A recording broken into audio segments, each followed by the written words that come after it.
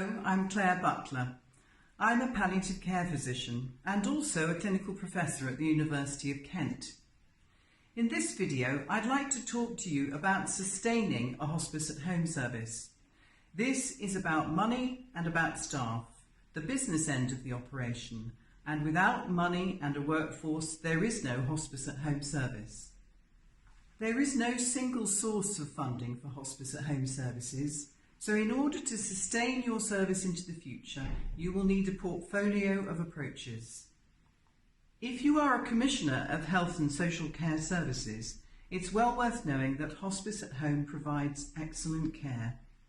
Patients are enabled to die in their preferred place, which is home, and very few patients under these services die in hospital. Overall, the quality of dying at home is good, and the cost is considerably lower than the cost of inpatient care. As a Commissioner, you may want to think about how to facilitate your local hospice at home service. First of all, think about the length of contracts. Small organisations struggle if they don't have sufficient continuity of funding into the future, and they're not able to sustain and develop a workforce without that. Also, have a think about the data collection that you require. I would encourage you to focus on data that demonstrates quality rather than just counting numbers.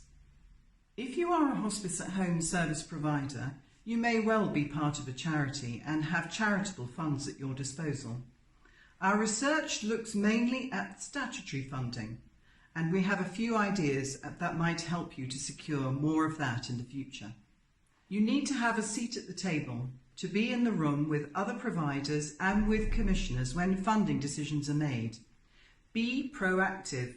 We know from our research that services who come to the table with initiatives, ideas, business cases are often successful, and commissioners are only too pleased to accept their advice on the basis of their local reputation and expertise. Bear in mind that there are other pots of money available: continuing healthcare funding, personal health budgets.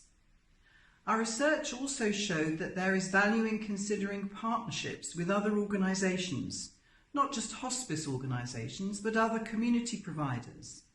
These may enable you to extend your services into out of hours. You may be able to share an advice line or improve the speed of your response. The other key element for the sustainability of your service will be staffing and workforce. It doesn't matter how much money you've got if you can't find the people to employ. We know that organisational reputation is very important here. Our research confirmed that. If your organisation has a reputation for excellence and also for developing and supporting staff, then it will be an attractive place to work. If you want to consider how to build your reputation, our research suggests that it's of great value to have a local person involved in the organisation who is well connected and respected. You may even want to think about recruiting someone like that, either as an employee or perhaps onto your board of trustees.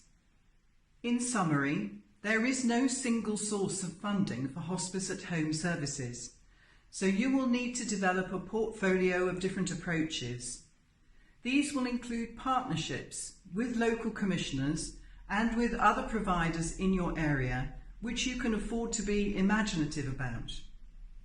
Take the initiative and use national policy drivers to support your case.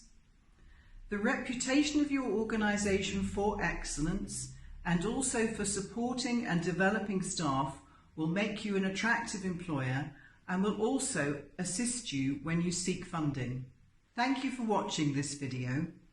There are 5 other videos in the series, all based on the findings of our national evaluation of hospice at home services in England. I hope you find the information useful.